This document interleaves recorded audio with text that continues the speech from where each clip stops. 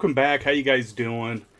It is Saturday. Did you guys know Saturdays are my urban legends? Um, I screwed up my OBS earlier, so if things look a little weird, that's probably why. I gotta go back, reconfigure everything. What up, Druce? I do look squished. On my main one, though, I don't, which is weird. Let's see. Make me not squished. See how I fixed the squishiness.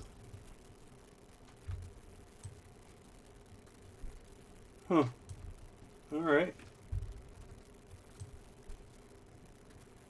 Make me not so squished. Yeah, it's so weird.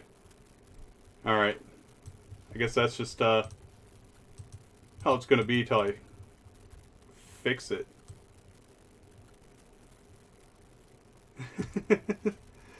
It looks weird on my main computer, but for output reasons, is what it is. Yeah, Bigfoot definitely got to me, right? We got a text coming in. So, if you guys first time seeing this, I do post these to YouTube when I get done. So definitely check it out, like, subscribe, follow, all the things. Think you guys will enjoy it. Twitch, Mixer, doing a dual stream. So I have chat set up so you guys can both interact with each other, which kind of neat. Have to see how it goes. Today's stories, I hope you guys enjoy them. I had fun kind of putting them together. They were kind of a blast. I kind of reached back. I grabbed some old ones. And what do we got? Alright, that was Ryan Jambo texting away.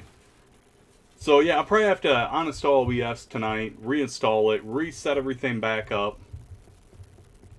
But the first story I have for you guys, it's we're going to talk about leprechauns. And I know some of you probably remember this story. Like, it's not super old, you know? But not too long ago in Alabama, there were sightings of a leprechaun. And I don't know if you guys believe in leprechauns or not, but the people in this town sure as hell did. And, like, anything with folklore, urban legends, it's the true believers that make it interesting. They make tasty cereal, that's true. That is a fact. It's a good fact. But do you guys know the legend of the Mobil Leprechaun? Please, for the love of God, get on YouTube, check out some of these videos. Some great interviews by the local news there. Because the residents of this neighborhood in Mobile, and this is from AOL.com, see, they claim that they saw a leprechaun and he was among them. Like, just hanging out. See, after this report, the local news, they were just obligated to investigate this sighting. See what the hell's going on. Why do we have a leprechaun? Clearly, leprechauns are real. So, with such a topic, it does state that the journalists, they did struggle to stay very serious about this, as the locals explained their theories about the sightings. One local said, "To me, it looked like a leprechaun. All you gotta do is look up in the tree," and everybody that was there, man, they were looking up in this goddamn tree, and they saw a leprechaun. And they say, "Who all seen the leprechaun?" Say, "Yeah," said one resident with a shining gold tooth. Imagine being a reporter sent to that story. "Jimmy, you got a double homicide. Bob, you got the political scandal. Tom, you get the leprechaun." God bless Tom. He probably got the best story of that night. So, after that moment, this sketch that you guys seen on screen right now was unveiled. And, yeah, an understatement at most is it's an amateur sketch. Look at it. The thing looks creepy. Alright. I don't know what kind of leprechaun it is, but it's a leprechaun. And see, after this legendary photo, another resident went on to say, it could be a crackhead that got a hold of the wrong stuff, and it told him to get up in that tree and play a leprechaun. So see, I mean, they're playing devil's advocate. You want that tattooed right away. We gotta wait for them places to open back up. So far, leprechaun in a tree could be a crackhead. They're iffy right now, okay? There might be a size difference, but right now it could be a crackhead, could be a leprechaun. So, not satisfied with that possibility, the news crew goes after an amateur leprechaun hunter. Yes, they exist. Alright, amateur leprechaun hunters is a thing. And this guy, he has a special leprechaun flute. Alright? In fact, it's just a fucking piece of pipe with holes in it. It's not even... What the hell's going on in this town? But that's his magical leprechaun flute. Alright? One resident realized that maybe having a leprechaun in the midst of this neighborhood isn't so bad. Where to go at, he says. Where's her jolly little green men? There's pot of gold for all to share. So hopefully they found that pot of gold and everything went on to be happily ever after. And yeah, as for his magical flute, it probably doubles as, I don't know, like some kind of smoking device. You could only imagine, right? So that's a mobile leprechaun. Like I said, do yourself a service. Get on YouTube. Check out some of these news videos, because seeing it in real life is absolutely fantastic. Me talking about it isn't going to do it any kind of justice. All right, so you'll see in chat, you'll see a link every once in a while pop up to join my Discord. In there, I take recommendations for what kind of stories you guys might like to see me talk about. Recommendations. And every once in a while, viewers come up with like some of the best stuff. And right now, this is a viewer story that was sent to me that they ran across. And it has to do with hot dogs. We all love them. I mean, Oscar Mayer, Bart Simpson's Armored Hot Dogs, I think. But you gotta love hot dogs, okay? Hot dogs, some of the greatest things ever.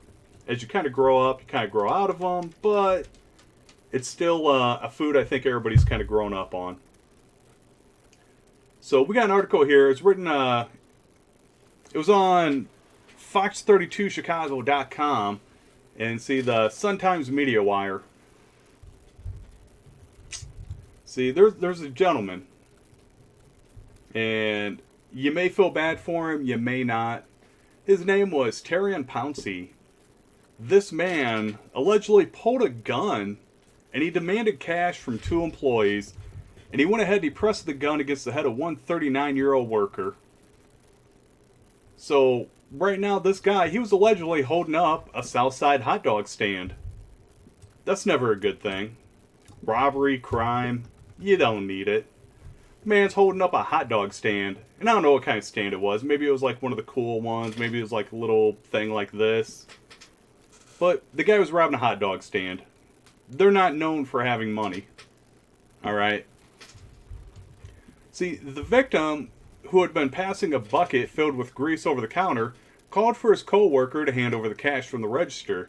As they passed their wallets, and a stack of singles to Pouncey, the bucket tipped and bills went flying. So, still pointing the gun at the workers, Pouncey stooped over to collect the cash. And that's when the victim said, shifting the gun in his waistband as he ran out. So the dude, they dropped the money, he put the gun in his waistband, he picked that shit up, and he robbed that hot dog stand. He was gone. So one of the restaurant employees, who was 39, then began to wrestle Pouncey as he tried to run away before staggering out into the street. You want to know why he was staggering? Because apparently he pulled the trigger firing a bullet that struck him in the wiener. Like right smack dab in his own hot dog.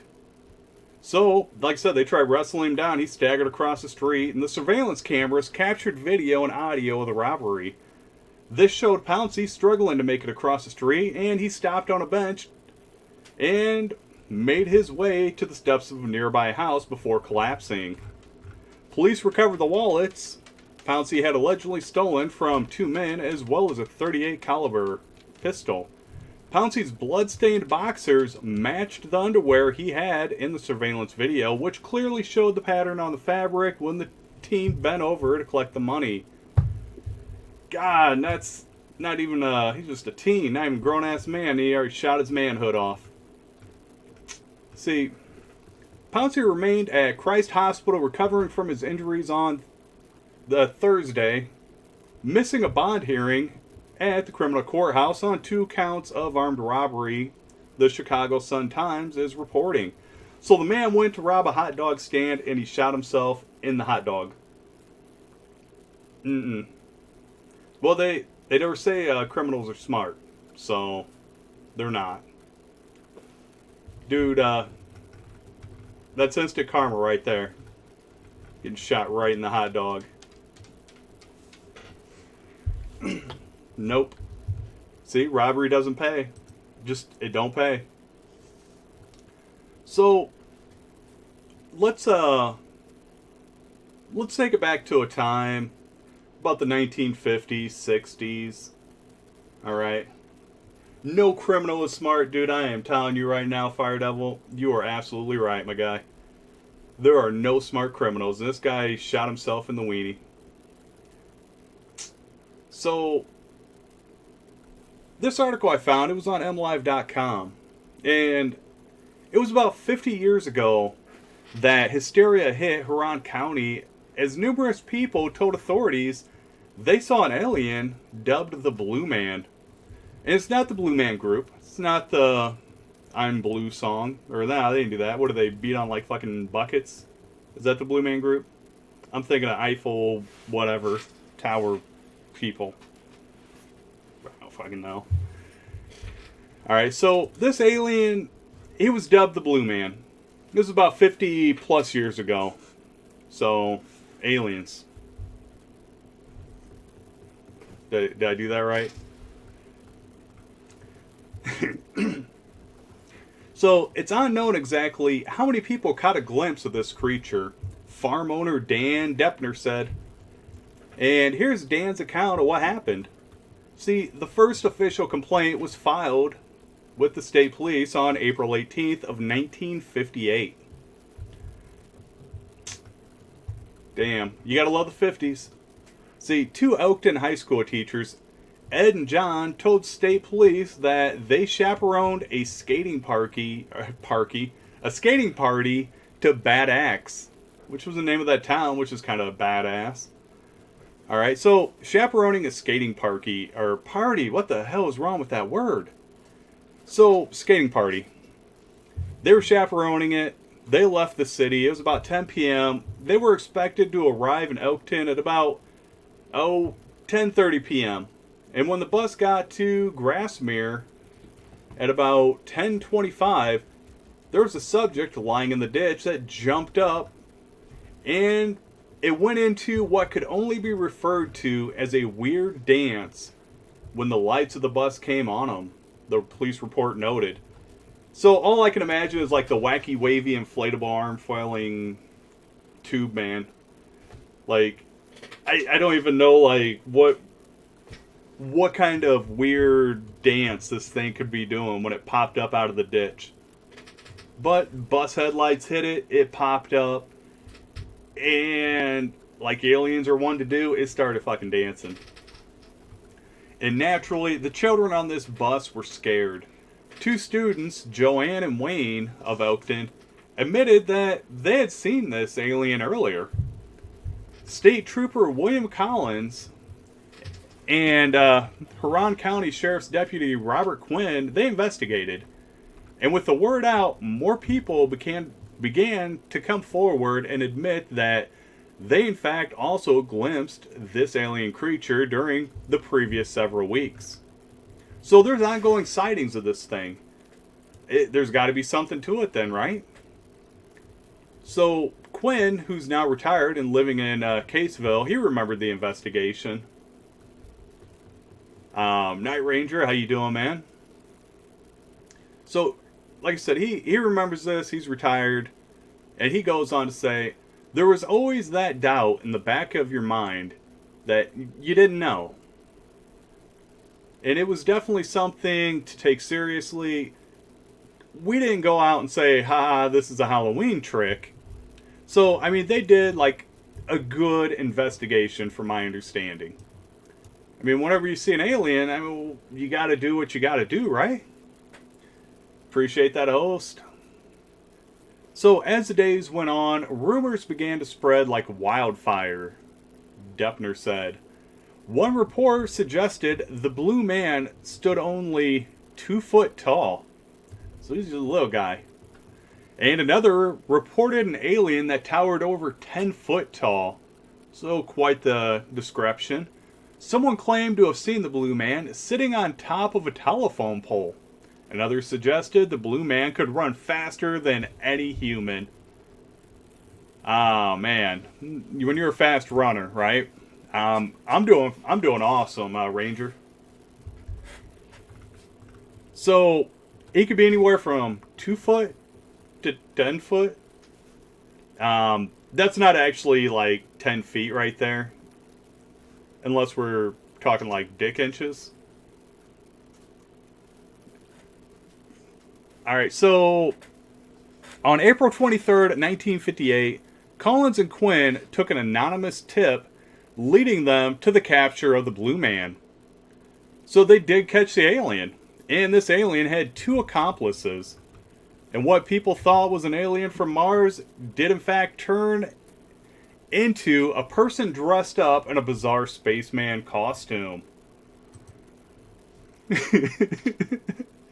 All 3 individuals, recent graduates of Elkton High School, they apparently had too much time on their hands, so they went ahead and they dreamt the entire thing up. They made the suit with long underwear, army boots, welder's gloves, and a football helmet covered in styrofoam. Attached to the helmet were several battery-powered flashlight bulbs, which blinked on and off.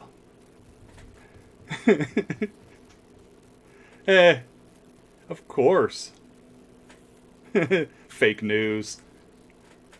You fractured your pinky? Not good. So yeah, this entire outfit, it included a long cape made from a bedsheet, was dipped in luminous blue paint. Along with the entire outfit was painted that luminous blue. Police delivered the trio to Huron County Sheriff Dick McBride. I'm sorry, but if you're ever going to be a sheriff and you want a name that just screams authority, Dick McBride. Like, that right there, dude probably had a cigarette hanging out of his mouth, solving crimes left and right. Dude, that name is phenomenal. Like, you know, like, the moment he was, like, being born, his parents were like, we want him to be sheriff. And the doctor was like, Dick McBride. Their last name is probably like Smith or something. Probably not even the parents' last name. So, after a stern reprimand, the Huron County prosecutor decided to drop all charges against the trio. They decided the Blue Man incident was an innocent prank that got out of hand. It just got out of hand. Well, a wire photo of the Blue Man, flanked by police, made it into the May 1958 issue of Life magazine. Don Weiss, who later owned a barbershop in Oakton, admitted he was an accomplice. However, the real Blue Man asked to remain anonymous, and they kept his anonymity, whatever. They didn't tell who the hell he was until after his death. And that's when it was revealed that it was in fact Jerry Sprague. So yeah, that's the story of the Blue Man.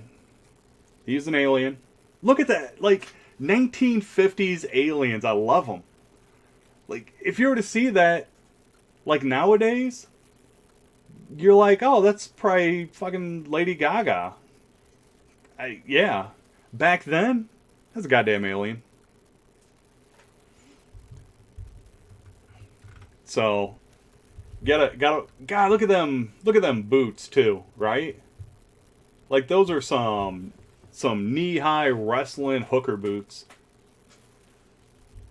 It's all spray painted. I love it. All right, so our next story. This one. Has anyone ever been in a bar fight? And I'm not talking like you got in a fight with one guy because you had a drink. I'm talking like an all-out bar fight where the whole goddamn bar fights. Because that's what my next story is going to kind of entail. This one seems like it'd be a bit of an urban legend, but in fact, everything I found, like this happened. All right. So we're going to talk about the Swindlestock Tavern from 1250 to 1709. Quite a long run for a bar. Let's see. This was from oxfordhistory.org.uk. On Tuesday, the 10th of February of 1355, some students and a priest were drinking in a Swindlestock Tavern at Carfax, and they complained about the quality of the wine. See, it seems like you're getting ready to walk into a joke when you say something like that. Some students and a priest walk into a bar, and they complained about the quality of the wine. But anyways, they didn't like it. Whatever this wine was, it was horseshit. Paint now? Yeah, I think everybody does. Like, that's phenomenal. I love that alien. Like, I know what I'm going to be for Halloween now. I'm going to be the Blue Man alien from the 1950s. I think it's so great. See, this bar was owned by a guy named John. John also happened to be the mayor at the time. So they're not only complaining to the bar owner, they're complaining to the mayor at the same time. And this guy allegedly to have responded to their complaint with stubborn and saucy language. It's saucy. Whereupon a student threw a quart pot and threw it right at his head. Naturally, this pissed the bar owner off. And the local people came to his aid. And the local people, they didn't take kindly to this. So what do? They had the bell at the city church rung to summon the townsmen to arms. The university retaliated by having the bell at the university church rung to rouse the students to the fray. And this is when the battle commenced. All over some shitty wine. So now, both with townsmen and students making good use of their bows and arrows, like one hell of a bar fight. You got bows and arrows involved now. Alright? They're fighting. Like, this is an all-out war. Alright? So, the next day, the mayor rode to Woodstock to seek the support of the king, and meanwhile, about 2,000 men came in from the country to help the time, crying as they advanced. Like, havoc, havoc. Like, hit them. Like, they're ready to fight. See, they broke into the academic halls, killing scholars, and this continued on to Thursday. In all, 62 scholars were killed. So you remember what I said? This started on a Tuesday. Okay? This is still going on into Thursday. And they've already killed 62 scholars.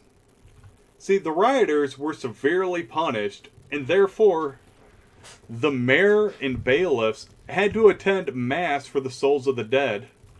So, every day, or on that day every year, they have Saint Scholastica Day. and they swear an annual oath to observe the university's privileges.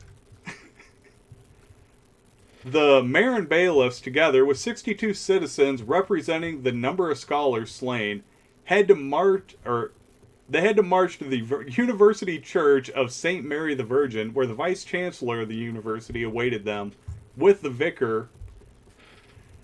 God, man, and this is where they have like a little thing where they hand over 63 pences, usually in small silver coins, to say, hey, this represents the people that died. But yeah, if you've ever had a bar fight, this one lasted like 2-3 days. I don't speak Spanish, nah. But day's going good, man. How are you? You've heard of towns and colleges hating each other and experienced, but not like this. No, they brought out their bows and arrows. Like, straight bows and arrows. Okay? It was, I'm telling you, like, it was a war. Like, they were fighting each other, and this all started over some shitty wine.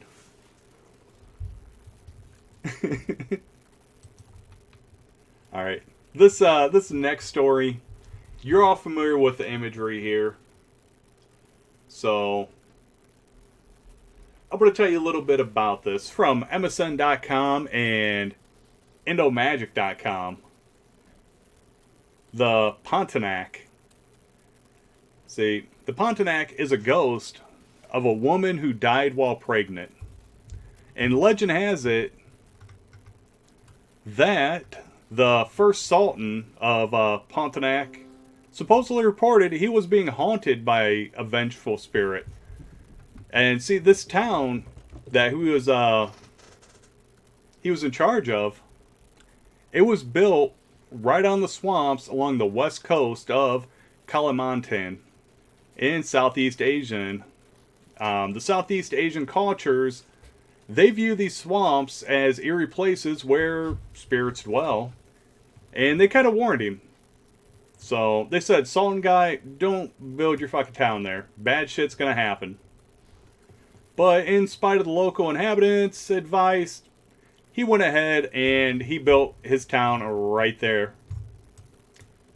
And they're saying that because of this, he fell victim to the Pontianak. Pontianak. I don't know if I can say that right. But due to this horrifying event, the city was named after this spirit. And whenever the spirit unveils its demonic nature, it appears as a terrifying creature with its hands featuring unusually long, sharp nails. And it likes to devour the body of its victims. That's not good. So, it does all of this in a desperate search for the unborn baby. The female ghost preys upon the male's man organs viciously, which not good. But here's the good thing. It will only turn into a harmful ghost when the coffin nail is removed from the back of its neck or tip of the head. Otherwise, its appearance will remain like that of the most charming and attractive looking woman. It typically has the appearance of a ghost, a spiritual entity dressed in white. The female spirit's face is covered by its long dark hair. However, it's also said that it is able to transform back into that attractive lady when it wants to seduce men. The reasons as to why, that topic's kind of up for debate, but they say it had a very violent death and it's kind of blaming men. So, not good for guys, because apparently it'll eat you and eat your junk. Since this spirit remains in a state of chaos and confusion, especially after it died a violent death, and it has a failure to recognize and understand and accept that it's dead, this has caused the spirit to get stuck between this world and the next, being trapped in an intermediate realm. This accumulates an unwholesome karma, and it continues to commit evil deeds, which continuing to get bad karma. So this wandering spirit for it to pass on to the next life where it awaits its fortune and rebirth, it needs help from Duncans and Mystics, which is kind of, when you talk about different cultures, man, some unique names. They often like to help these spirits accumulate good karma. So whenever they see that a pregnant woman has died a violent death, they're often like right there at the hospital or funeral, wherever. They're there. Sometimes the family goes out and they seek them and they call them because they have a fear that this person's going to turn into the Pontianak. See, the Duncan, they're going to have to perform various sinister rituals to help this person kind of move on. They'll spend 24 hours at a cemetery where they're going to engage extensive acts of ritual worship while chanting various magic spells. The spirit of the deceased is going to get pissed off and it's going to try and attack them. This is where they pretty much beat it into submission. They show it like, hey, I'm here to help you. The thing's like, oh, you're fucking here to help me? Cool. Then it works with them. So it's kind of a, One of the things they'll do, though, is they'll extract the bodily fluids from the corpse. And, yeah. They'll take a candle, they'll burn flesh off the chin, get some of that fat. They'll collect it in a tiny bottle. The bottle's mixed with various ingredients to enhance the powerful oil. And, yeah, that's how they kind of start trying to help them. So the reason why I'm telling you about this kind of creature is because of Corona. This definitely has to do with coronavirus.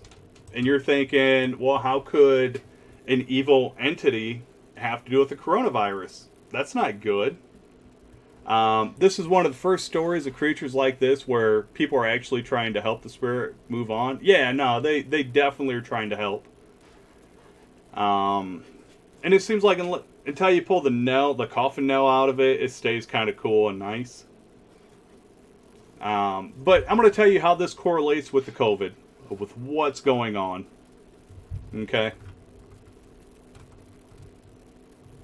There's a gentleman named Muhammad, and if you do get on, he became a bit of an internet sensation because what he did is he dressed just like this Malaysian ghost, and he went out and about in town, fucking scaring people. Like, he was scaring the shit out of people to the point where they were staying in their houses. And he was sitting there thinking like it was all good fun. And that's when the police came knocking at his door. He was wondering, oh shit, he thought he was going to be in so much trouble because he was dressed like this creature, causing a ruckus, scaring the shit out of people to stay inside. But the police were actually there to say thank you. They wanted to thank him for doing his part and encouraging people to stay inside. So it's kind of a heartwarming little story. So keeping up with the kind of COVID, I'm not usually one to do medical advice on my little web show. Like, I don't do it. You know, I'll find some stories about creepy clowns next week. I'm sure I could find some. But, like I said, I don't usually dish out medical advice. I'm not a doctor. I don't know anything about medicine. So, do your own research. But I do want to put this out here to kind of help you guys. Okay? Doctors, they warn you against putting potatoes in your butthole. I know, it's crazy. Just hear me out.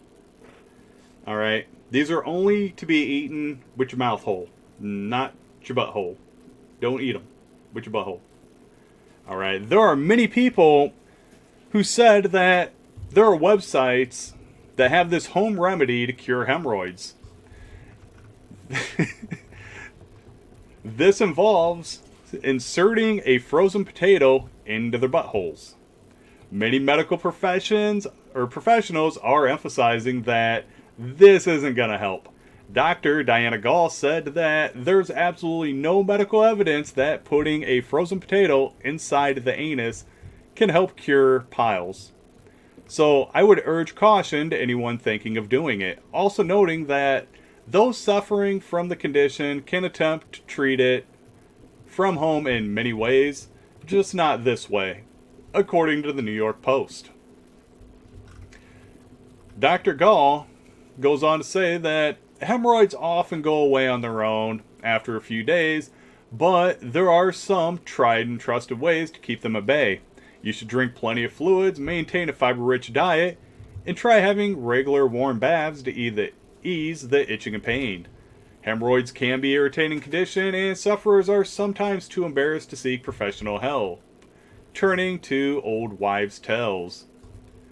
Another opinion, strange as it sounds. Oh my god. A poultice made from grated potato is an astringent and soothing. Insert the frozen potato slice into your butthole and leave it inside for about 30 seconds. Repeat and keep this process up for about 3 to 5 days. The next 3 to 5 days, leave the slice inside your butthole for about 30 seconds more each time. The potatoes have an astringent properties and help relieve the pain and itchy sensation, which usually happens with this condition, while the ice cold potato constricts the blood vessel, reduces the swelling, and relieves the pain in your butthole. Said an uncredited source. So yeah, like I said, I'm not a doctor. I don't recommend you guys doing this. So don't go putting potatoes in your butthole. Yeah. What's that? That's because it gives you something worse than hemorrhoids and thus takes your mind off your original problem? Yes. Absolutely. So, I got one quick little story ran across. It was kind of a Reddit, Catso Cast 4. And he's talking about Ouija boards. Okay. And this is their account of what happened to them. I'm going to start. It's in high school, a couple friends, my friend's mom and myself, were talking about a local building being haunted, which was rumored to have been the location of a murder years before. The mom worked there, so we decided to break out the board and give it a shot. I had never used an Ouija before, so I was skeptical from the jump. The place is essentially a large warehouse with tall metal racks stacked with bags of dirt, manure, bark, and other things like large ceramic flower pots. The board was glow in the dark, so we kept all the lights off. Once we got it going, it started moving around and I was freaking out already. We asked if something was there to let us know. And there was a loud bang that seemed to come from the rafters on the other side of the warehouse. Every question that followed was met with a similar bang from a various location in the warehouse. Sometimes close and sometimes far. The last question asked was if it meant to do us any harm. And the thingy already on the no answer did not move. The question was repeated and immediately followed by the closest noise yet. It seemed right on top of us, so we decided to get out. As we were rushing out, we flipped on our flashlights, saw 1 or 2 large pots fall from the racks, and heard what we would later find to be 40-pound bags of bark drop into the ground. There was also a slow, low grinding noise that, when my friends returned the next day, was a sledgehammer that had been dragged through the dirt-covered cement floor, standing straight up in the air with drag marks, but no footprints. They go on to say, I pretty much believe in ghosts now, and I sleep with the lights on every day. So yeah, Ouija boards. I don't mess with them. If you guys got some cool Ouija board stories, hit me up in Discord. Let me know. Like to see what you guys have. Those things are definitely creepy. If you got some cool ghost stories, let me know. What game am I playing? Well, on Saturdays, I usually just stick to Urban Legends. I hope you guys enjoyed the stories tonight. Couple things we learned. Don't put potatoes in your buttholes. apparently from the 1950s, it's okay to dress like a creepy alien. If you guys haven't had a chance yet today, pop over to my YouTube, do the things. If you're Mixer, Twitch, go vice versa, slam the follows. Otherwise, I hope you guys have enjoyed the stories. I enjoyed doing them. I hope you guys have a fantastic rest of the weekend. You guys stay safe and take care.